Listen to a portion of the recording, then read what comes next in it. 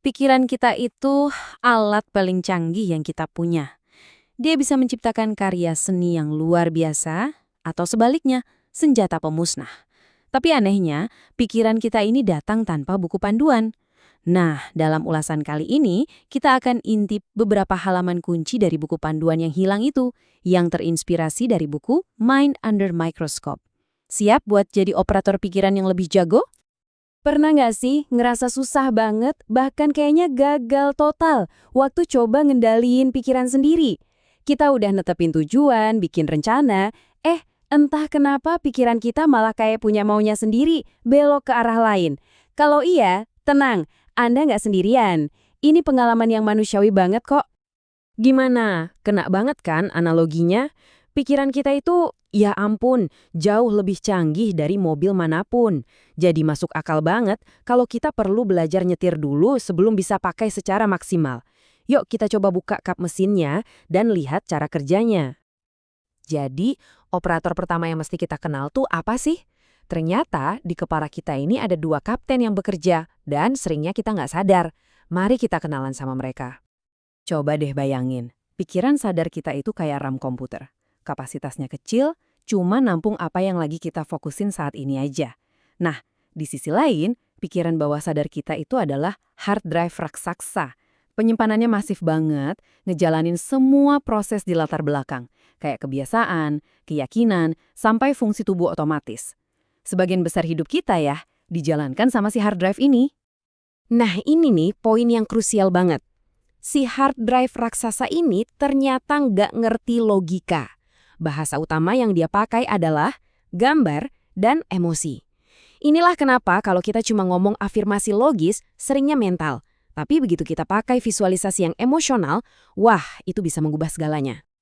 Oke, jadi kalau sebagian besar operasi kita dijalankan sama hard drive bawah sadar yang emosional ini, pertanyaan besarnya adalah siapa dong yang sebenarnya megang kendali?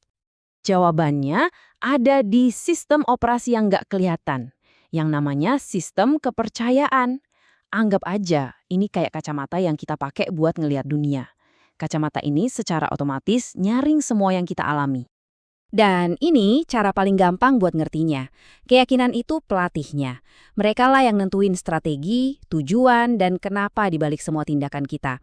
Nah, kalau kebiasaan itu, para pemain di lapangan, mereka cuma ngejalanin instruksi dari pelatih secara otomatis, tanpa mikir lagi. Jadi, alurnya tuh gini, keyakinan itu kenapanya, kebiasaan itu apanya. Karena si apa ini jalan otomatis di bawah sadar, tekad sadar kita seringkali kalah telak. Nah, disinilah inti masalahnya. Kita seringkali mati-matian coba mengubah para pemain di lapangan.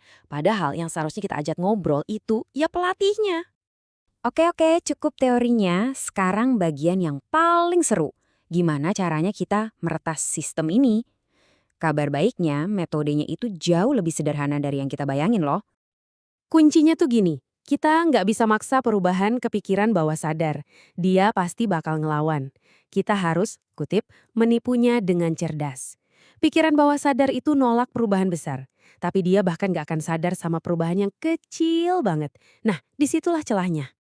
Sekecil apa sih perubahannya? Jawabannya mungkin bikin kaget. Cuma butuh 2 menit. Ya, beneran 2 menit aja.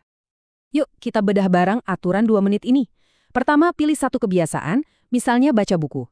Kedua, perkecil jadi versi 2 menitnya. Jadi tujuannya bukan baca satu bab, tapi baca satu halaman aja. Ketiga, komitmen lakuin versi 2 menit itu setiap hari. Dan yang paling penting, ingat ini. Tujuannya bukan aksinya, tapi membangun otot konsistensi. Anda lagi ngelatih identitas baru. Terus kenapa cara ini ampuh banget? Kutipan ini ngejelasin semuanya dengan pas. Setiap tindakan kecil itu ibarat satu suara yang kita kasih buat identitas baru kita. Kita bukan lagi coba-coba baca buku, tapi kita sedang jadi seorang pembaca. Nah, itulah cara kita memprogram ulang si pelatih pelan-pelan tanpa dia sadari. Jadi, dengan ngerti siapa aja operator pikiran kita dan punya alat buat memprogramnya, kita bisa mulai ngambil alih lagi kemudi dari mobil mewah kita ini, yaitu pikiran kita. Yuk, kita rangkum semuanya dalam panduan singkat ini.